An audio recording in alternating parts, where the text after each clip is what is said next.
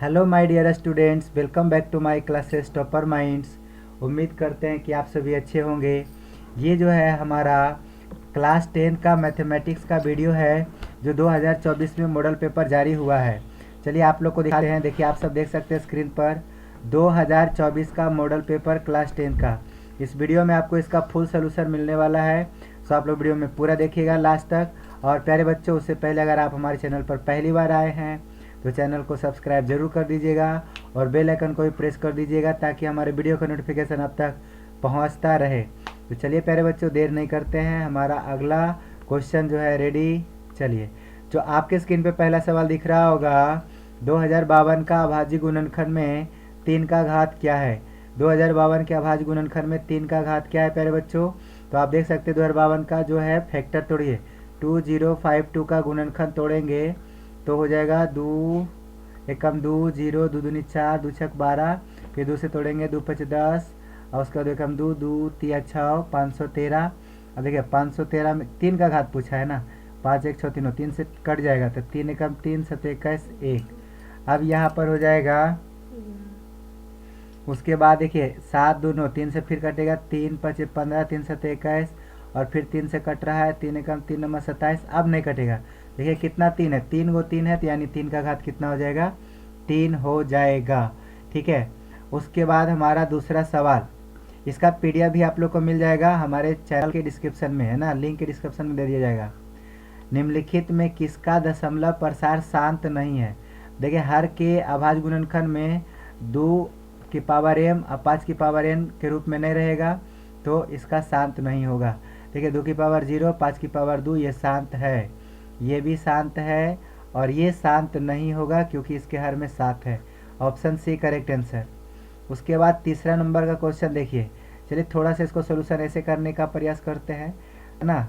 Screen पर full solution आपको video दिख रहा है, 1 मिनट थोड़ा सा इसको जूम कर लेते हैं। चलिए जूम कर लेते हैं यहाँ पर।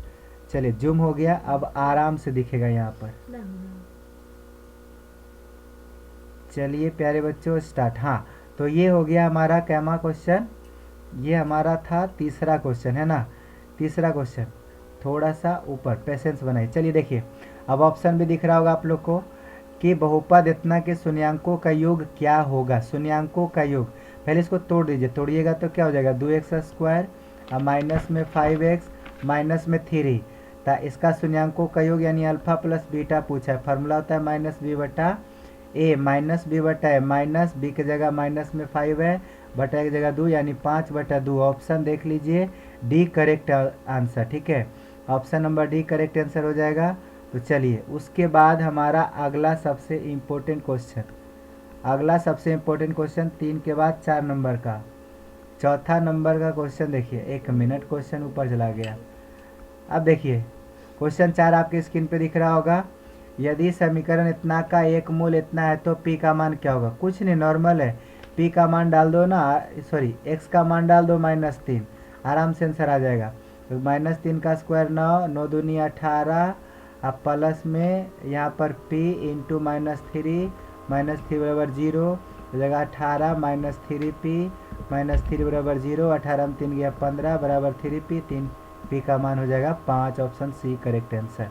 ठीक है, एकदम गजब का आप लोग को सोल्यूशन मिलेगा, बिल्कुल ट्रिक के साथ मिलेगा, है ना। पूरा लास्ट तक वीडियो को देखिएगा।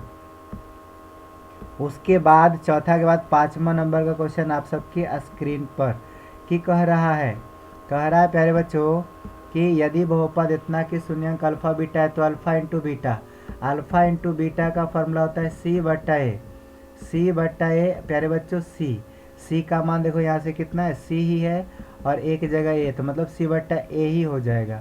Option number C correct answer. ठीक है, चलिए उसके बाद 5वां के बाद 6ठा नंबर का क्वेश्चन। अब देखो 6ठा नंबर का क्वेश्चन है सब आपके स्क्रीन पे कि करा निम्नलिखित में कौन समांतर श्रेणी में है। बस चेक करना है कि पदों का अंतर समान होना चाहिए।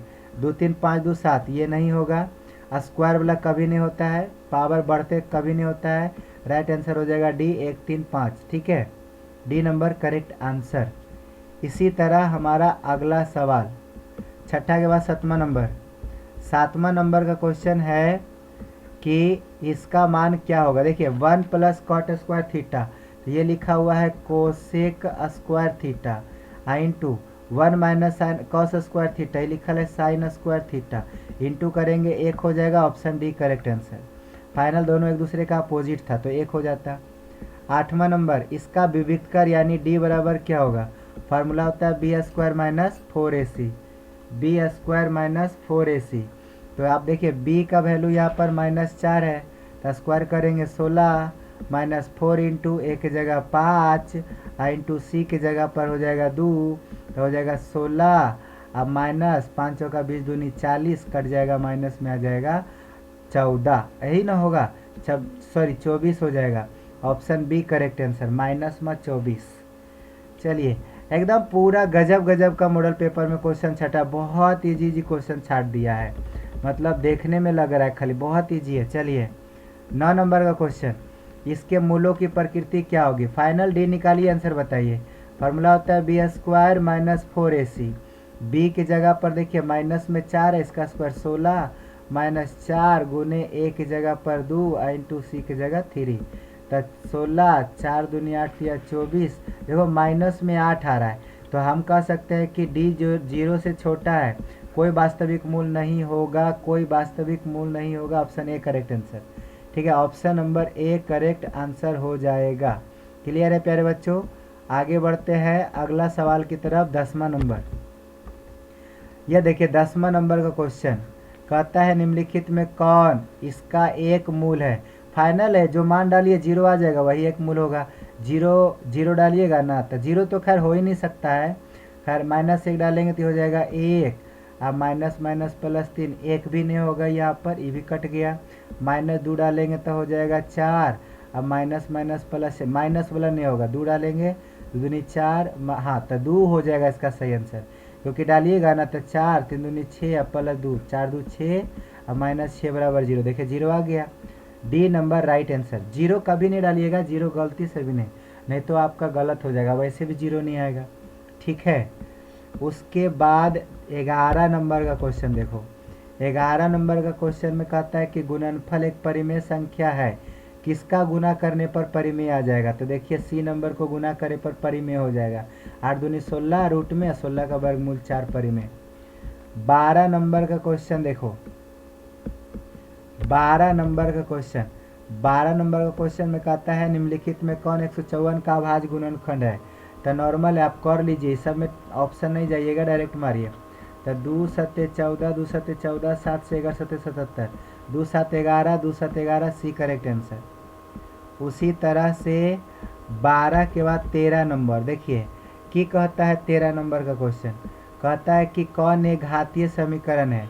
तो एक घातीय समीकरण देखो, ये नहीं है 0 घात का है क्योंकि कट जाता है दोनों पट्टी, ये 2 घात का, ये भी हाँ यही तो है, ऑप्शन बी करेक्ट आंसर हो जाएगा क्योंकि एक घात का बहुपद है। बाकी ये भी 2 घात का, ये भी 2 घात का, ऐसे भी अंदाज लगा सकते हैं। तो ऑप्शन बी करेक्ट आंसर हो जाएगा 100% राइट। 13 के बाद 14 नंबर का सवाल, निम्नलिखित में से कौन सा द्विघात समीकरण है। 2 घात का समीकरण, तो ये देखिए दोनों तरफ सेम है, कट जाएगा, ये भी सेम है, कट जाएगा, यही होगा ऑप्शन सी करेक्ट आंसर। 2 घात का समीकरण डायरेक्ट एकदम ऑप्शन से मारिए, बाई ऑप्शन, कोई कैलकुलेशन करने की आवश्यकता नहीं है। 15 नंबर का सवाल, समीकरण इतना के मूल बराबर हो तो के का मान क्या होगा। जब मूल बराबर रहता है न तो हम कह सकते हैं डी 0 के बराबर होता है, यानी बी स्क्वायर माइनस 4ac बराबर 0। बी की जगह -3 के है तो हो जाएगा 3 तिया 9 के स्क्वायर, अब -4ac, ए की जगह 4 और सी की जगह 1 तो 9 के स्क्वायर अब -16 बराबर 0 तो 9 के स्क्वायर बराबर 16, के स्क्वायर बराबर जगह 16/9, यानी के का वर्गमूल हो जाएगा +-4/3। ऑप्शन मिला लो, ऑप्शन डी करेक्ट आंसर, +-4/3। चलिए 15 के बाद 16 नंबर का क्वेश्चन। 16 नंबर का क्वेश्चन एकदम सवाल इजी है। यदि किसी द्विघात बहुपद के शून्यांकों का योगफल अल्फा प्लस बीटा का मान 2 है और गुणनफल अल्फा इंटू बीटा का मान -15 है, द्विघात बहुपद क्या होगा, बैठा दो।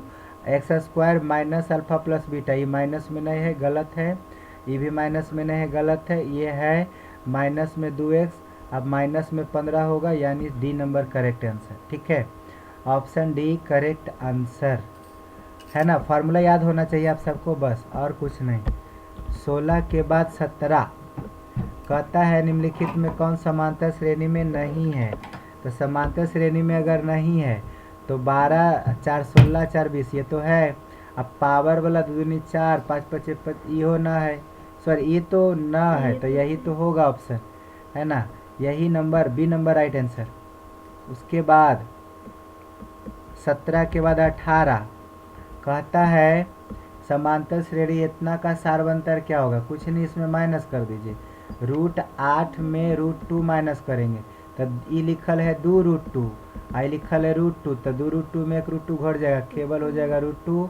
ऑप्शन बी करेक्ट आंसर, एकदम गजब का ट्रिक। उसके बाद 19वां सवाल, इतना x + 2 3x और 4x समांतर श्रेणी में है तो x का मान क्या होगा। नॉर्मल सवाल है, इसमें इसको घटा दो, 3x - x - 2 इक्वल हो जाएगा इसका माइनस, यानी 4x + 1 - 3x। अब देखो 3x में एक x घट गया, x 2x और -2 बराबर 4x में 3x घट गया, x + 1। अभी x इधर आ जाएगा तो x बचेगा और 2 और 1 हो जाएगा 3। Option number C correct answer, option C correct answer. चलिए 19 के बाद 20वां क्वेश्चन की कह रहा है इसका वैल्यू क्या होगा। देखो tan 30 का वैल्यू होता है √3 1/√3 और sin 30 का मान होता है, sin 30 का वैल्यू होता है 1/2। उसके बाद cot 60 का वैल्यू tan 30 के बराबर ने यानी 1/√3 ही हो जाएगा। और उसके बाद कोसेक 30 का मान पूछा है तो ये हो जाएगा केवल और केवल 2 हो जाएगा। अभी 2 से 2 कट गया, 1 मिनट। cot 60 का मान सही है, tan 60 का मान होता है √3, हाँ सही है। तो ये हो जाएगा 1/√3 1/√3 तो 1/3 माने 1/3 B correct answer, option number B correct answer. चलिए उसके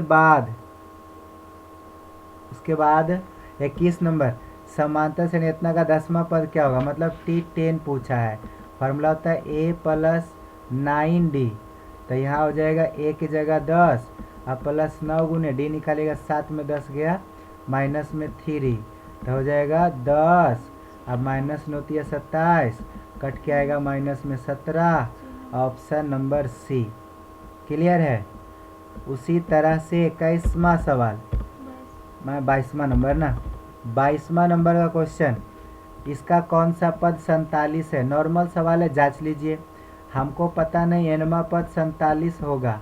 अब a + n - 1 × d = 47, a की जगह 2 प्लस n की जगह हो जाएगा नहीं मालूम है तो छोड़ देंगे, इंटू d की जगह 7 में 2 जाएगा 5 बराबर 47। अब 47 में 2 घट गया तब 45, यानी n - 1 × 5 का मान 45, 5 नंबर 45 और 9 + 1 हो जाएगा 10, यानी इसका हो जाएगा option B correct answer, option number B correct answer. 22 के बाद 23वां सवाल, 23वां सवाल कह रहा है प्रथम 10 विषम प्रकृत संख्याओं का योगफल क्या होगा। तो इसका सीधा वर्ग कर दीजिए, यानी 100 हो जाएगा, बी करेक्ट आंसर। ठीक है, उसके बाद 23 नंबर के बाद 24 नंबर का सवाल हो जाएगा, यदि किसी समांतर श्रेणी का nवां पद इतना है तो T4 कितना होगा। n की जगह 4 डालेंगे, 4 दूनी 8 + 5 8 5 13 सी क्लियर है। उसी तरह से 25वां सवाल, 25वां नंबर का क्वेश्चन, इसमें px बराबर इतना gx बराबर इतना से भाग देने पर बताइए px बटा gx का घात क्या होगा। 5 घात में घात कट जाएगा तो 4 घात होगा, यहाँ 5 घात है और यहाँ 1 घात है तो 4 घात बचेगा नहीं। इसी तरह से अगला सवाल 26 नंबर का क्वेश्चन, यदि बहुपद px का एक शून्यक -3 है तो बताइए कौन px का एक गुणनखंड होगा। माइनस में है, प्लस में गुणनखंड होगा, ए नंबर करेक्ट आंसर। प्लस रहेगा तब माइनस का गुणनखंड होगा, क्लियर है। 26 के बाद 27वां कहता है कि इसका हल बताइए। अब मान डाल दो, कुछ नहीं करना है। -6 अब y का मान 1 डालेंगे तो -12, अब -5, देखो 7 नहीं आता है तो ये गलत हो गया। x का 3 डालेंगे, 3 दूना 6, अब 5 एकम 5, 6 में 5 गया 1, यहाँ देखो 7 लाना 1 आता है, नहीं होता है ने। यहाँ हो जाएगा -2, अब यहाँ हो जाएगा -5, तब -7 आता है, ये भी नहीं होगा। डी करेक्ट आंसर हो जाएगा। 6 दूनी 12, अब -5, देखो 7 आया कि नहीं। इसी तरह D number right answer. By option से ही बनाना है, ऐसे सवालों में कभी हल करने का प्रयास नहीं करना है। उसी तरह से 28 कौन बिंदु x बराबर 4 के आलेख पर है।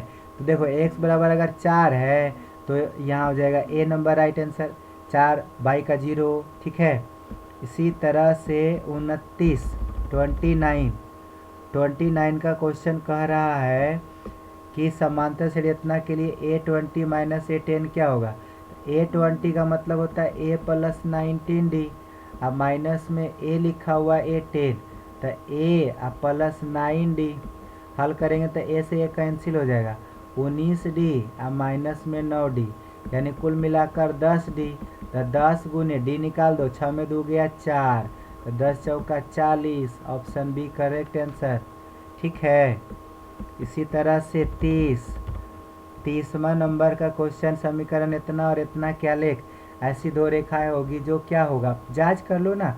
A1 बटा A2, देखो 5/3 बराबर -15 बटा -9 है, काटेंगे ने 15 है तो 3 तिया 9, माइनस माइनस कट गया, अब 5 तिया 15, फिर से 5/3 ही आया, और लास्ट में लिखा हुआ 8, अब बटा में है 24/5, तो कुल मिलाकर 24/5 है, तो ऊपर चल जाएगा 5/24, तो हो जाएगा 8 या 24, 5/3, तीनों बराबर है मतलब संपाती हो जाएगा, ठीक है। और यही अगर नहीं रहता तो फिर अलग अलग कंडीशन हो जाता। इसी तरह से हमारा अगला, चलिए इसको मिटाते हैं। 30 के बाद 31 नंबर का सवाल, यदि दो समरूप त्रिभुज के क्षेत्रफल का अनुपात इतना है, ठीक है, संगत भुजा का अनुपात क्या होगा, इसका वर्गमूल 7:9, ऑप्शन बी करेक्ट आंसर, ठीक है। अगला नेक्स्ट नंबर 32 का कहता है दो समरूप त्रिभुज है, संगत भुजा इतना है तो त्रिभुज का क्षेत्रफल, इसका वर्ग, क्षेत्रफल निकालना है वर्ग, 4 का स्क्वायर 16, 5 का स्क्वायर 25, सी करेक्ट आंसर। एकदम लगातार सब सवाल लड़ रहा है पिछला क्वेश्चन से। 32 के बाद 33 नंबर, एक समचतुर्भुज के विकर्ण 24 है और 32 है। अच्छा, दो विकर्ण है, प्रत्येक भुजा निम्नलिखित में किसके बराबर होगा। अब देखिए प्रत्येक भुजा का मान बोला है ने समचतुर्भुज है, चलिए इसको हम एक बार फिगर से कर लेते हैं। तो एक मिनट, एगो 24 है तो ये हो जाएगा 12, और एगो हो जाएगा 16, तो ये कितना हो जाएगा, कर्ण निकाल लेते हैं, अंडर रूट हो जाएगा 12 144 से 256, 20 हो जाएगा, 20 सेंटीमीटर, ठीक है, क्योंकि रूट में आ रहा है 400, तो इसका वर्गमूल 20 हो जाएगा, मतलब यानी हो जाएगा यहाँ पर 20 सेंटीमीटर, हर एक भुजा 20 सेंटीमीटर। 33 के बाद 34 नंबर का क्वेश्चन, यहाँ पर देखो tan square 30, cot square 60 degree है, तो tan स्क्वायर 30 का मान, tan 30 का 1/√3 होता है, तो स्क्वायर करेंगे 3 हो जाएगा। cot 60 डिग्री, तो tan 60 का मान कितना होता है, √3, इसका उल्टा हो जाएगा 1/√3 है, स्क्वायर 1/3, तो ऊपर हो जाएगा 2/3, देख लीजिए बी करेक्ट आंसर। नॉर्मल सा सवाल दे दिया है क्वेश्चन पेपर में। 35 त्रिभुज ABC और DEF में ये दिया हुआ संबंध, दोनों त्रिभुज क्या होंगे, देखो भुजा समानुपाती है और दोनों त्रिभुज समरूप है, तो एंगल एगो समान होगा, AB/D, एक बार चेक कर लो, एक त्रिभुज ABC है और एक त्रिभुज जो है DEF है, और AB जो है DE के, उसके बाद AC जो है किसका है, DF के, ठीक ने, तो पक्का है कोण B कोण E के इक्वल हो जाएगा या कोण A कोण D के इक्वल हो जाएगा, ऑप्शन ए करेक्ट आंसर, ठीक है। चलिए उसके बाद 35 के बाद 36 36 में कहता है कि त्रिभुज समरूप है और क्षेत्रफल का जो रेशियो है इतना है, तो भुजा का रेशियो कितना है, नॉर्मल इसका वर्गमूल निकालिए 11:13, 11:13 सी करेक्ट आंसर। कुछ भी समय कैलकुलेशन नहीं करना है, सीधा आंसर। 37 नंबर कहता है sine square theta cos square theta दोनों का वैल्यू 1 होता है। 38 त्रिभुज समरूप है, कोण 2 को दिया हुआ है, तीसरा कोण क्या होगा, 180 में सीधा जोड़ के घटा दीजिए। ना जी ना, गड़बड़ हो जाएगा, चेक करना पड़ेगा पार के। चलिए हम पार लेते हैं। यहाँ पर एक त्रिभुज हो जाएगा ABC और एक त्रिभुज हो जाएगा PQR, ठीक है। कोण B का वैल्यू यहाँ पर दे रखा है 47 और कोण R का वैल्यू दे रखा है 83। चलो सही बोला था मैंने पहले भी। 180 में दोनों जोड़ के घटा दीजिए। 7 3 10 के 0 बाकी है, 8 4 12 1 13, 130 घट जाएगा 50 डिग्री, राइट आंसर ए, ठीक है। चलिए उसके बाद 39 नंबर त्रिभुज समरूप है और 2AB बराबर PQ है, BC बराबर 8 है, QR बराबर क्या होगा, चलो देखते हैं। त्रिभुज ABC और एक त्रिभुज है PQR, ठीक ने। और कहता है ने कि 2AB बराबर PQ, AB का दोगुना, तो कह सकते हैं ये AB का 2 गुना, AB जो है PQ का आधा है, PQ का आधा है। उसके बाद यहाँ BC का वैल्यू 8 है, BC कितना इधर 8 है, तो बोलता है QR कितना होगा, इसका वैल्यू कितना होगा। तो फाइनली अगर ये 8 होगा तो मेरे हिसाब से इसका हो जाएगा 8 दूनी 16, हाँ 8 दूनी 16 हो जाएगा, मतलब इसका आंसर सी करेक्ट आंसर, ठीक है। इसके बाद 40 की कह रहा है त्रिभुज ABC में AD लंब BC, चलो लंब कर लेते हैं। ABC AD लंब है BC पर और AD बराबर DC, मतलब ये जो AD है, कहाँ गया AD और DC इक्वल है, चलो ठीक है कोई बात नहीं। अब कह रहा है BC 14 है, टोटल यहाँ दे रखा है 14 और AB कितना होगा, ये वाला कितना होगा वाट, तो चलो निकाल लेते हैं। अगर ये 14 है तो ये 7 होगा, अभी 7 है तो मुझे क्या पता, पहले त्रिभुज ABC में AD लंब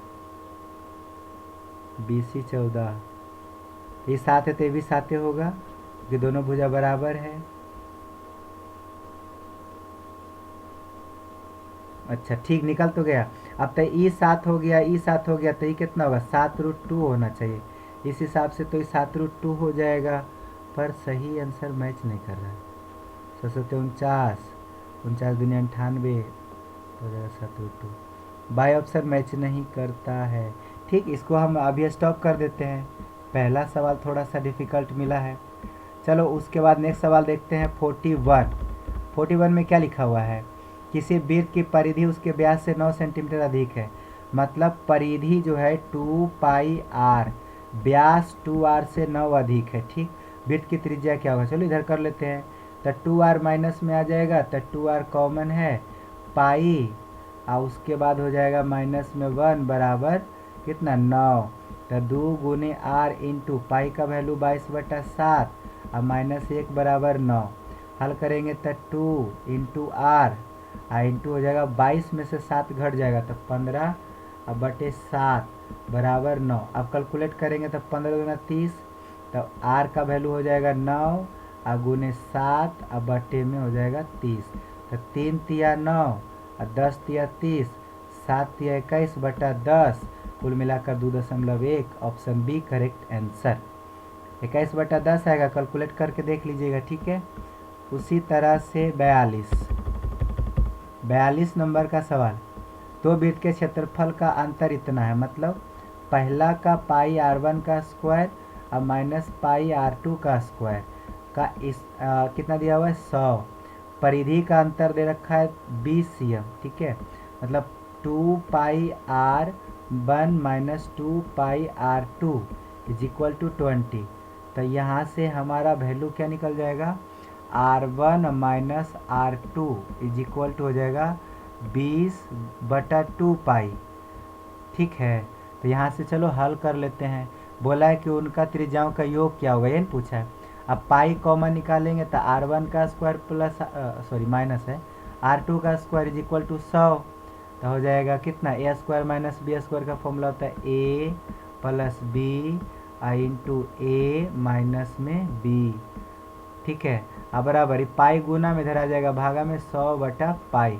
अब देखो माइनस वाला का मान तो ऊपर निकल गया है 20/2 पाई, तो यहाँ पर हो जाएगा 20/2 पाई और बराबर 100/पाई। अब योग पूछा है, उधर चल जाएगा गुना में, उलट जाएगा यानी 100/पाई और गुने हो जाएगा 2 पाई/20।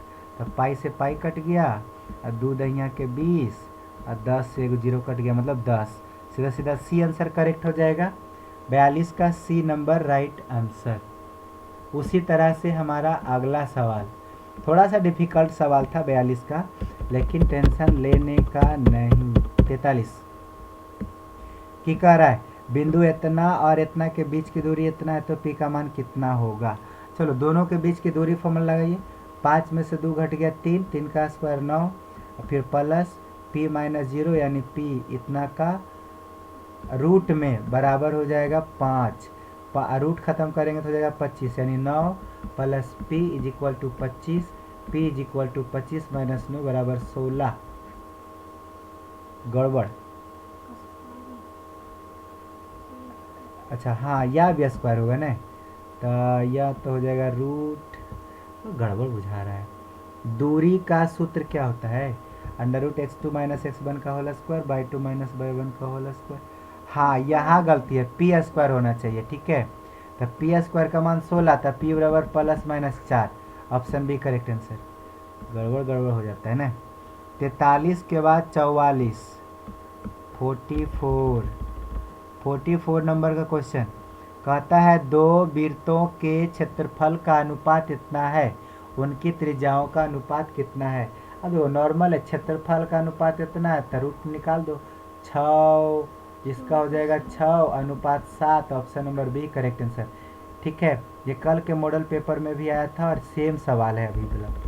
45 कह रहा है कि 7 सेंटीमीटर त्रिज्या वाले एक वृत्त के बिंदु P से, अच्छा मतलब 7 सेंटीमीटर का त्रिज्या है और एक वृत्त के बिंदु P से 24 सेंटीमीटर स्पर्श रेखा PT है। अब चलो स्पर्श रेखा पार लेते हैं, P और T है, इसका लंबाई 24 है।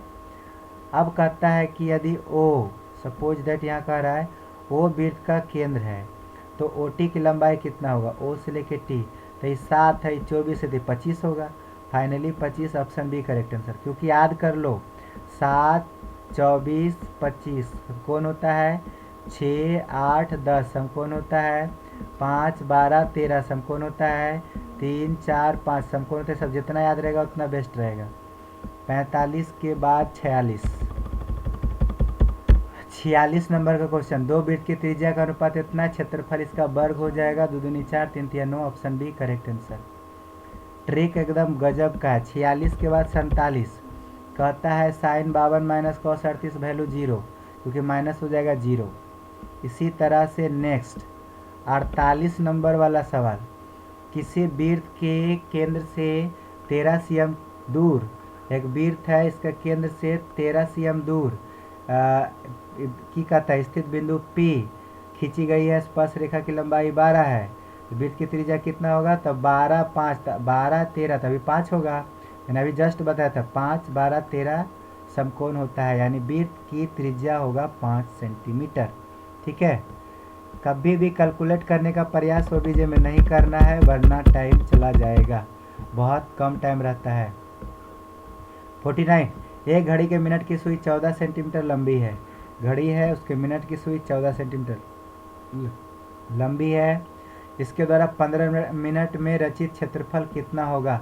तब 15 मिनट में रचित क्षेत्रफल कितना होगा, तो नॉर्मल है 15 मिनट में पहले कोण निकालना पड़ेगा कितना, तो 15 तिया 45 कितना डिग्री का कोण बनाता है, तो 1 मिनट में 1 मिनट, 5 मिनट में 6 डिग्री, तो हो जाएगा 6 डिग्री 5 मिनट में, तो 5 या 15 होती है 18। तो ये 18 डिग्री का कोण बना लिया। फार्मूला होता है एरिया का थीटा बटा 360 गुने पाई आर स्क्वायर। पाई का मान 22/7। आर का वैल्यू हो जाएगा कितना, तो लंबाई कितना था 14, तो यहाँ हो जाएगा 14 गुने 14। 7 दूनी 14 कट गया, 18 दूनी 36 20 बार में, और 2 से 2 कट गया, और कितना हो जाएगा यहाँ पर 14 दूनी 28 के 8 बाकी 2, 14 दूनी 28 2 30, यह हो जाएगा कहाँ पर वो ख्याल काटे 308। ऑप्शन मैच नहीं किया मतलब गड़बड़ है। ऑप्शन मैच नहीं किया तो सोल्यूशन ही गड़बड़ होगा, क्योंकि यहाँ पर कह रहा है, एक बार फिर से बढ़िया से क्वेश्चन पढ़ लेते हैं। मिनट की सुई 14 सेंटीमीटर लंबी है, मतलब आर का वैल्यू 14 हो गया, और 15 मिनट में कितना जो है क्षेत्रफल बनाएगा, तो 60 मिनट में 360 गुने 15, तो 6 छक 36 15 छका 90। ओ माय गॉड, 90 डिग्री का क्वेश्चन, 90 कितना 90 डिग्री का कौन बना रहा था ना, गलती जा रहा है।